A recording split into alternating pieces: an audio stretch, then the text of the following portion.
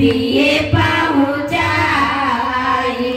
गुरु भैया अगना शिवा चर्चा होई चाहिए खबरे गुरु भैया खबरिया दिए